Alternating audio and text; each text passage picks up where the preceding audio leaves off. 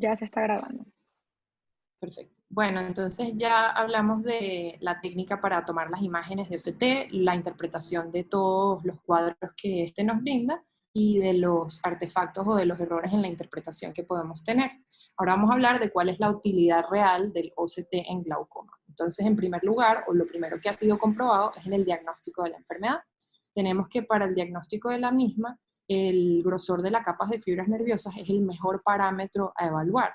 No solamente es bueno en el diagnóstico en general, sino también es el mejor parámetro en glaucomas preperimétricos y en pacientes miopes, ya que en pacientes miopes, por ejemplo, los parámetros estructurales del nervio óptico se ven alterados por la misma configuración del nervio óptico miópico y porque el complejo de células ganglionares también se ve alterado, ya que el grosor de las retinas de estos pacientes suele ser más disminuido. Tenemos que los parámetros estructurales en general del nervio óptico tienen mayor valor en glaucoma ya avanzado. No es el mejor parámetro para el diagnóstico en glaucomas que están iniciando. Y el complejo de células ganglionares se ha estudiado que tiene una capacidad similar para diagnosticar glaucoma tanto a los parámetros del nervio óptico como al grosor de capas de fibras nerviosas. Sin embargo, ya hicimos la salvedad que en pacientes miopes quizás no es la mejor opción.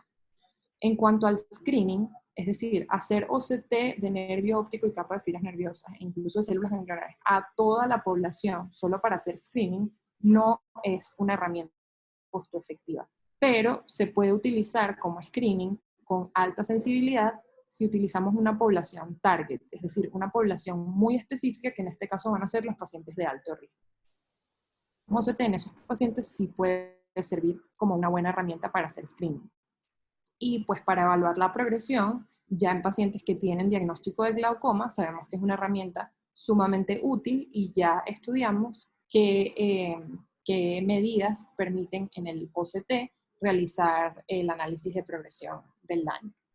Tenemos aquí en este estudio que evaluó diagnóstico, screening y progresión de la enfermedad estudiada con OCT, como para evaluar diagnóstico específicamente, tenemos a mano derecha el área bajo la curva que compara sensibilidad con especificidad y es un número que va del 0 al 1, es decir, 0,9 es un valor bastante alto que indica muy alta especificidad y sensibilidad en el diagnóstico, porque aquí estamos evaluando diagnóstico específicamente. Entonces, cuando se utiliza el OCT, como vemos aquí casi siempre fue Cirrus, utilizando parámetros del nervio óptico o de la capa de fibras nerviosas, tenemos una muy alta área bajo la curva. Es decir, que sí es un muy buen estudio para evaluar y diagnosticar específicamente glaucoma en general. Ahora, ¿qué hay en cuanto al futuro del OCT para glaucoma? Pues tenemos este estudio que es bastante reciente, del 2019, donde a través de OCT, de nervio óptico, se puede estudiar la dirección del canal neural, si es oblicuo o no, y exactamente la dirección que este realiza después de la retina.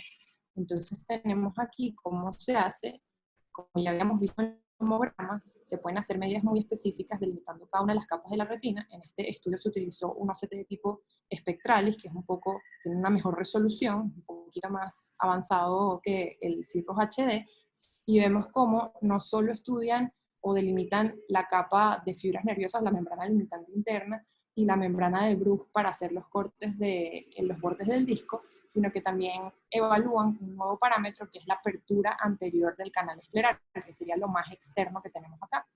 Y a raíz de esto permiten determinar todo, o sea, el trayecto que sigue el nervio óptico hasta la esclera, no nada más la cabeza del nervio óptico como estábamos acostumbrados a evaluar en 2D, sino que ya es una representación muchísimo más fidedigna en 3D del trayecto que sigue el nervio óptico hasta la esclera al menos. Y bueno, nada, esta fue la bibliografía utilizada. Espero que les haya gustado y que hayan entendido.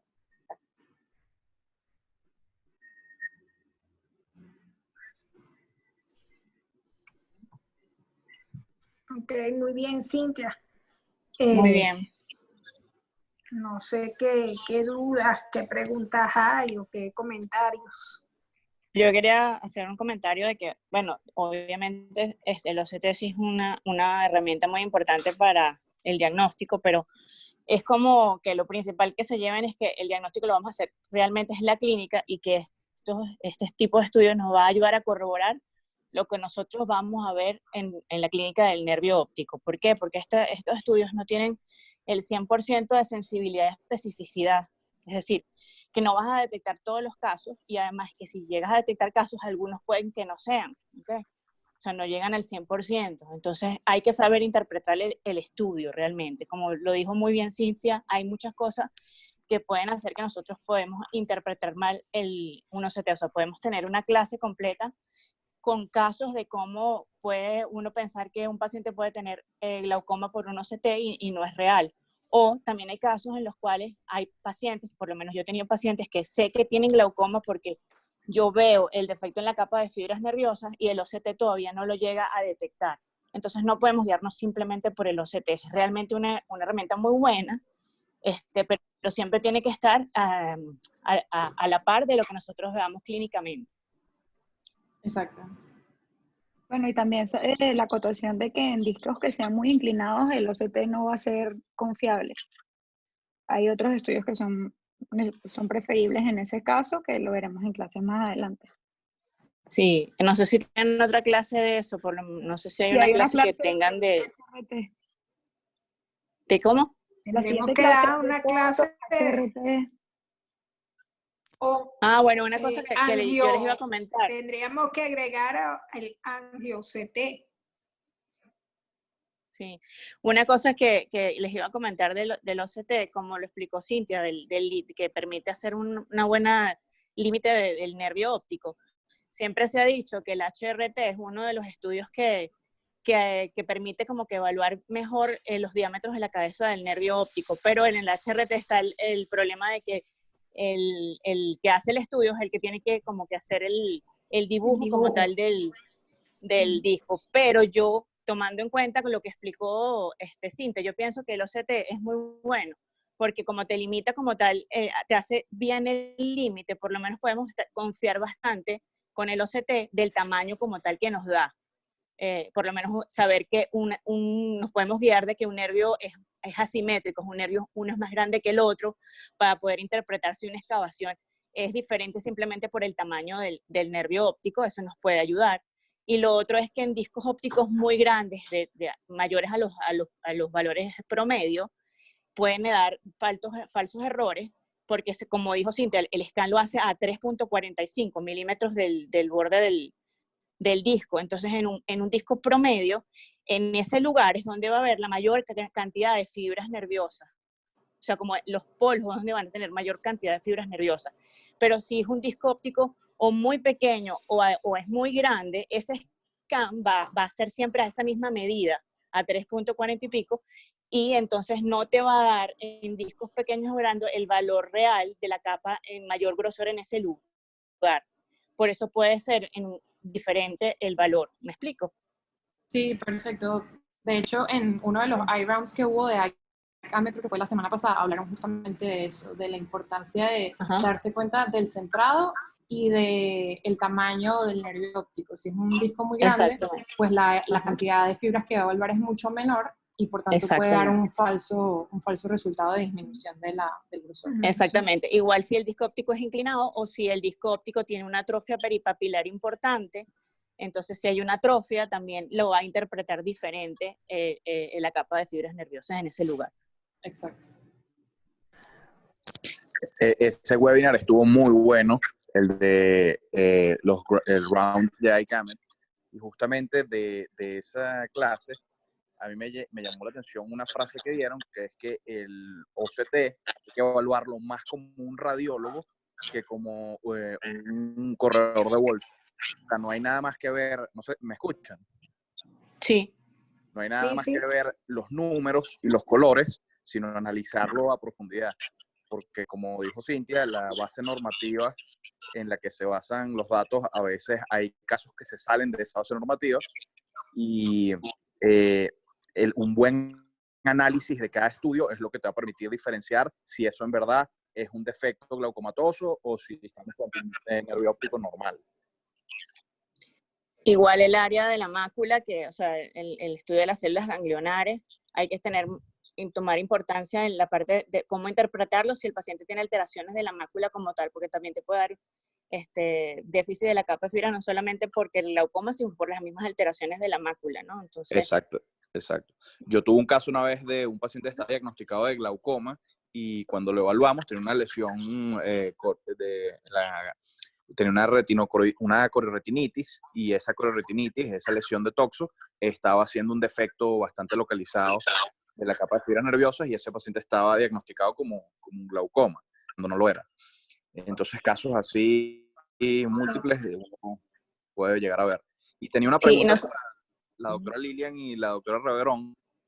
¿Ustedes consideran que de estudio base inicial a todos los pacientes sospechosos de glaucoma o con glaucoma les mandarían un OCT de nervio óptico con el estudio de células ganglionares, o eso lo reservan para casos en particular? Bueno, yo siempre tomo en cuenta las posibilidades del paciente, ¿no? Si el paciente puede hacerse los estudios. Pero yo pienso que si tú vas a evaluar un paciente, tú le deberías hacer todos los exámenes que te ayudan a llegar a saber si el paciente tiene diagnóstico. Y como son estudios diferentes, o sea, hay estudios funcionales, estudios estructurales, dependiendo del paciente, si un paciente que quieres estudiarlo bien, yo pienso que sí deberías hacerle todos los estudios, pero va a depender de la condición del paciente, si puede pagarlos y si no los puede pagar, entonces ver cuál es más importante para ti.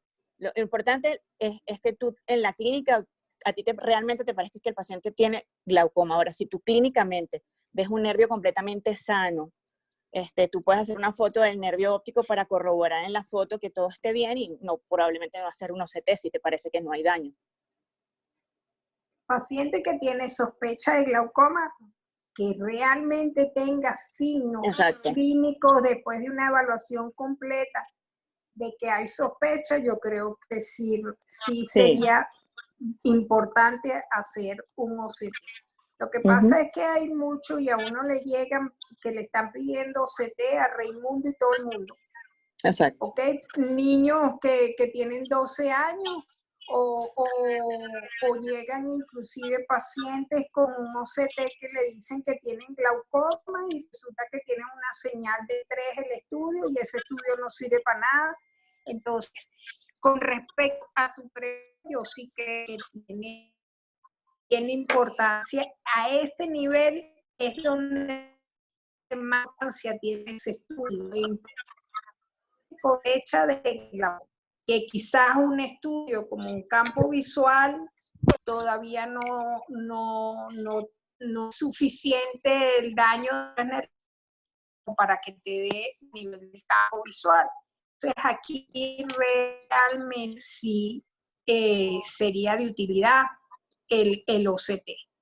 Lo que pasa es que hay que saberlo indicar, hay que saberlo. Si tú tienes una sospecha, pero es un nervio oblicuo, por más que tú tengas sospecha, tú sabes que esa fotografía o ese OCT no va a ser de utilidad. Entonces tienes que individualizar cada paciente para saber si realmente el estudio, además del costo que le proporciona al paciente, realmente te va a servir de algo. Exactamente. Porque todo el mundo pide OCT y campo visual, OCT y campo visual, OCT y campo visual, y a veces realmente no tienen indicación de hacerle una tomografía. Igual a los pacientes que ya tú tienes diagnosticado con un daño glaucomatoso ya establecido. ¿Para qué tú le vas a estar pidiendo OCT cada rato? Si clínicamente tú tienes que ver si hay algún defecto, si hay alguna hemorragia, si hay algo que te diga que hay una progresión en ese paciente, y el seguimiento más es por campo visual que por OCT. Aunque haya ahorita nuevo software de progresión en OCT, pero el paciente le piden un OCT a cada rato y eso realmente no está justificado. Capaz puede ser importante en los pacientes que tengan un glaucoma preperimétrico, que no tengan un campo visual donde tú puedas ver el daño. De repente puedes guiarte más la progresión por el OCT, a ver si el paciente no... Exactamente. Exacto. Pero una vez que tú tengas un daño en un campo visual ya establecido, el seguimiento tienes que hacerlo por campo visual, no por OCT. Sí, es más, se está hablando, y creo que una de las charlas que hemos visto ahorita en los webinars, que fue muy bien explicado, era más seguir a los pacientes ya en los glaucomas hasta con los campos visuales 10/2 para detectar daños ya que estén comprometiendo la visión central de los pacientes y que pueda ayudar en la progresión. Aló. Bueno, uno se tiene que convertir aquí en glaucoma en detective. ¿Cuál es la mejor forma de diagnosticar el glaucoma? Lógicamente, la clínica te va a dar el indicio de si ese paciente puede ser un paciente que tenga un glaucoma comenzando, preperimétrico inclusive, pero simplemente por la clínica, por los síntomas, por los signos, por los antecedentes, etcétera. Paciente que tiene presión elevada, pero tiene un nervio óptico aparentemente normal, pues se le pedirá un OCT, sabiendo que el OCT posiblemente vaya a salir normal, pero es para que el paciente tenga un registro de lo que tenía en el momento que se vio por primera vez. Ese registro, lógicamente, tiene que ser un OCT y tiene que ser un campo visual y posiblemente un FDT también. Ahora, no quiere decir que cada 3 meses le vamos a hacer a ese paciente un OCT, un FDT y un campo visual. Simplemente observar al paciente con fotografías, etcétera, etcétera, con las herramientas que uno pueda tener para mejor diagnosticar. El problema no es que la máquina te dé el diagnóstico, el problema es que uno dé el diagnóstico exacto y para tratar al paciente debidamente, considerando los costos de las condiciones de ese paciente, etcétera, etcétera. Y de ahí uno ve cuál es la herramienta que va a utilizar.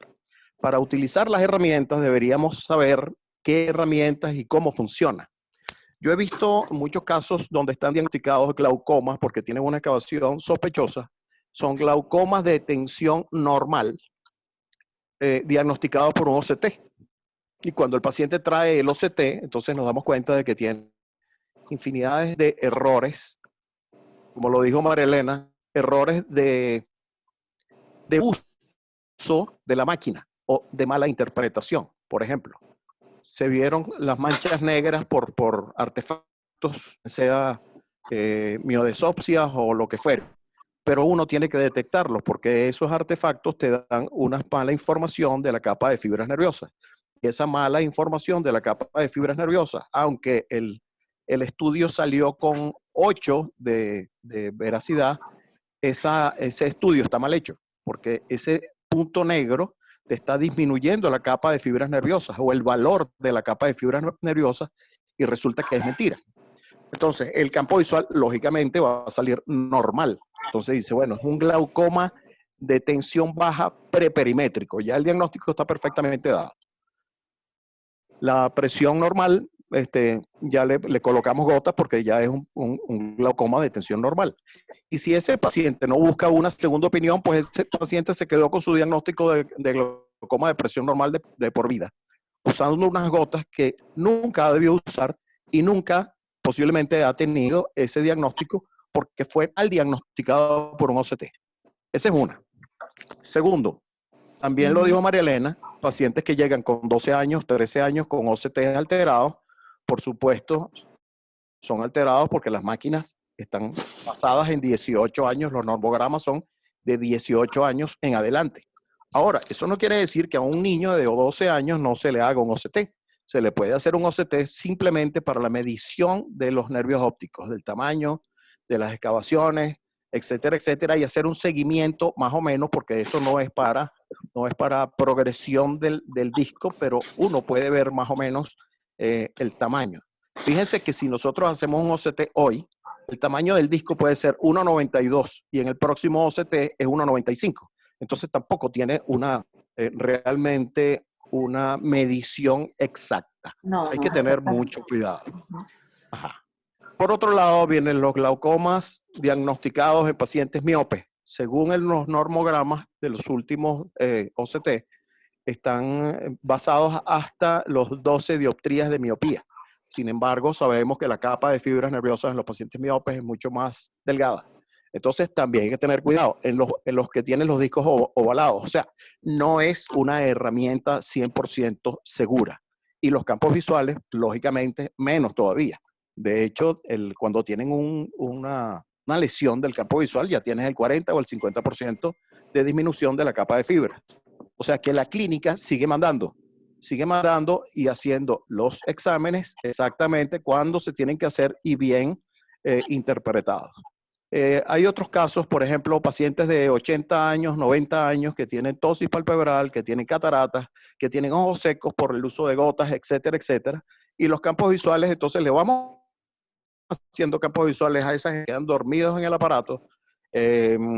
No saben hacer bien los campos visuales porque se fastidian, etcétera, etcétera. Es mejor en esos casos seguir al paciente con OCT que con campo visual.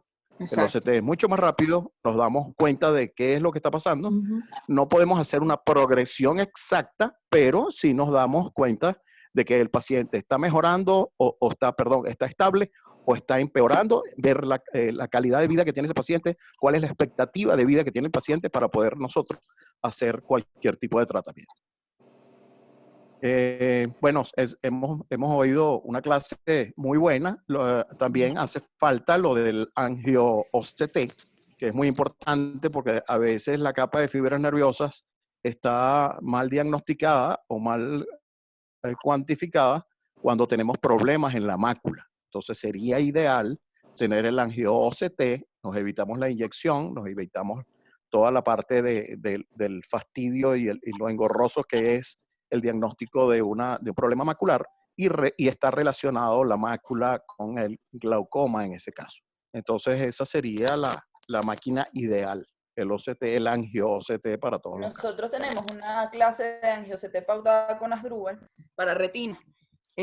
Para el momento, cuando tocaba, estábamos esperando a ver si la dábamos, pero bueno, si se llega a dar por aquí o si se da en clases allá, una vez volvamos, están invitados a ver si completamos esa parte también. Por supuesto, para que la complementara con en glaucoma, en nervio óptico. Pues. Claro que se dé una sola y abarca las dos cosas. Hacemos eso. Bueno, muchas gracias a todos. Felicidades a Cintia, me gustó mucho tu clase.